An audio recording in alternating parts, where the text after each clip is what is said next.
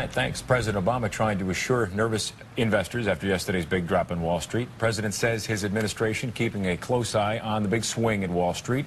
Stands ready to take action, he says, if needed. Also talking about the 290,000 jobs added to the economy last month, while the unemployment rate did move up at the same time to 9.9%. This week's job numbers come as a relief to Americans who found a job, but it offers, obviously, little comfort to those who are still out of work. So, to those who are out there still looking, I give you my word that I'm going to keep fighting every single day to create jobs and opportunities for people. Every one of my team that's standing alongside me here has the same sense of mission. We're not going to rest until we've put this difficult chapter behind us. On the other side of the aisle, Republican Congressman Peter Roskam from Illinois' 6th District joins us by phone. Congressman, are you there? I am. How are you doing today? Good. Thank you, Peter. What's your take on the job situation as you hear it?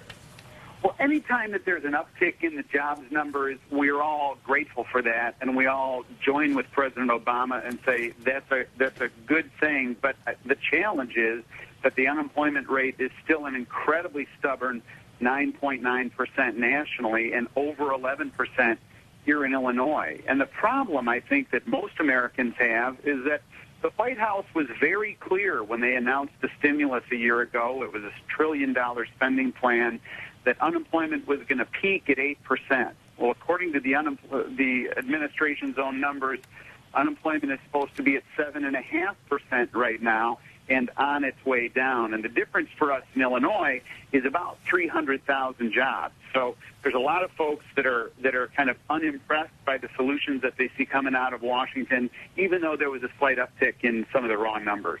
Can it be argued, and some did argue at the time, that there wasn't enough stimulus money injected into the economy? Yeah, I don't think that's a serious argument anymore. In fact, the proof is in the pudding, and that the administration no longer wants to talk about a stimulus program as a second stimulus. They just want to talk about a jobs program. So I think if it were a success, they'd be talking about stimulus 2, or frankly, they wouldn't even be talking about a subsequent stimulus because unemployment would be in the mid-7s and dropping, and it wouldn't be the tier 1 issue, really the primary driving issue that it is for most Americans. So what's your idea?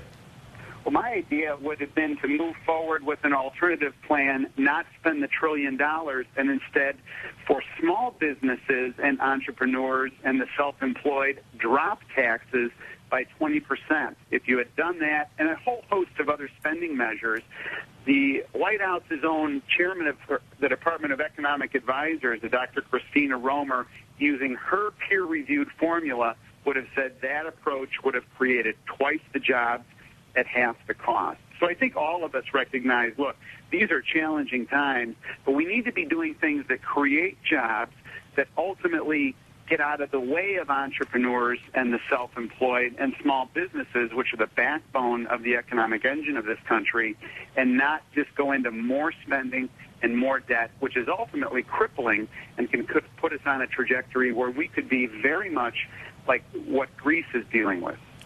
Republican Congressman Peter Roskam, thanks for joining us today. Thank you.